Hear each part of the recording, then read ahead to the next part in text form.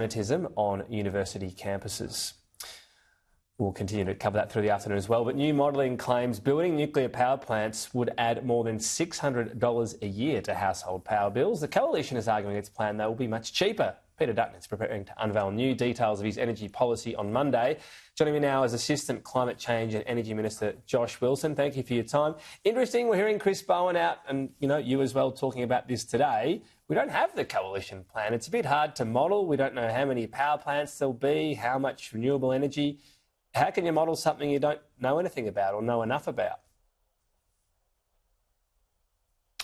Yeah, we don't really know anything, Tom. I think you said before that Peter Dutton's going to release some new details on Monday. That will be the first details, really. I mean, the only thing we know is that they want to inflict nuclear reactors on the Australian community. We don't know how much power they'll produce, how much they'll cost, what they will do to bills, who will build them. It's really a kind of a blank space. But we know that nuclear is the most expensive form of energy, and you don't have to have the details from Peter Dutton to understand what the cost impacts would be, because we can look at comparable projects the world over. So it's pretty clear that if you go and put in the most expensive form of new power generation at some point in the distant future, that the impact on households will be significant. The impact on the government budget will be massive, which means reduced capacity to invest in schools and hospitals and the NDIS and pensions and all those sorts of things. We also have the modelling that shows that by going down the nuclear path, we would create massive energy shortfalls in the next 10 to 15 years. On the cost matter, one of the great unknowns does remain transitioning a grid from fossil fuels, a largish one like Australia has, to renewables. That hasn't been done before. So we're getting up towards, 35, 40%. And that is proving fairly doable because wind can, drop off and that can be at night time and you've got enough baseload in the system. But don't you think it's worth at least considering the most expensive part of that transition will be the last 10, 20%, because you'll have to figure out how big will the storage need to be? What will that be? Will that be battery? How big will the batteries need to be? That's still an unknown, isn't it? Well, not really. I mean, we have the integrated system plan to look at all of those things. And we know that as we make that transition, we have the ability to use gas peaking plants significantly cheaper than nuclear, and you can use them as much as you need. The thing about nuclear, if you commit to that, is that they've got to be on all the time, producing all the energy, which you have to buy. When I say you, the Commonwealth, the taxpayer. I mean, these projects overseas involve long-term power purchase agreements, offtake agreements effectively, that lock the government and households into paying those prices forever and ever and ever.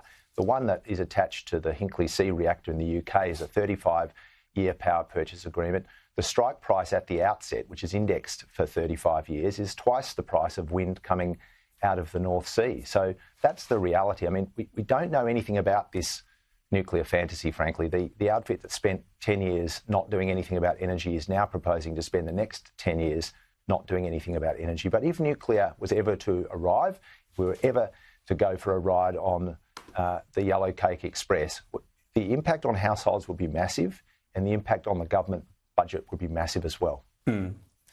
Well, it seems you're trying to have a bit each way to say we don't have the detail, and yet here's the modelling say what it will cost. But when you say gas peaking, most of the stuff I've read about the likely plan as part of reducing emissions is that gas peaking might be 2 or 3%, and that still leaves a lot to fill the rest of the grid. If nuclear ends up being that an extra 10%, that could end up being an emissions-free way to shore up the grid again, versus we don't quite know what the cost is going to be to have to firm up a grid completely. That has not been done before, has it, anywhere in the world, this sort of scale of transition from fossil fuels to renewables? Well, needless to say, if it had been done before, we would be there. It's a transition that's occurring. But we've made transitions in the past that have been similar in terms of their industrial scale. And it's not as if the progress that we've made to date doesn't give us every reason to have confidence that it's possible. We look at different jurisdictions, both within Australia and overseas, that have made really significant progress to high levels of renewable penetration firmed by solar, backed up, in the medium term by gas, which is controllable and flexible and much, much cheaper, both in capital and operational terms, than nuclear. But there's no particular reason and no modelling done here in Australia or elsewhere that suggests that in order to get to a net zero future, a cleaner and cheaper energy future, that nuclear needs to be part of it. And in fact, all the evidence, there's plenty of it, all of the evidence shows that nuclear is the most expensive form of new energy generation. Your criticism today has been exclusively about cost. Do you consider nuclear power a near zero emissions and relatively safe form of power if it were to be rolled out in Australia? Well, it's not renewable power. I mean, it does rely on a radioactive resource that is limited. It's also got issues throughout the cycle, both at the uranium mining end and then at the waste end of the spectrum. A lot of mining for those things need to be taken.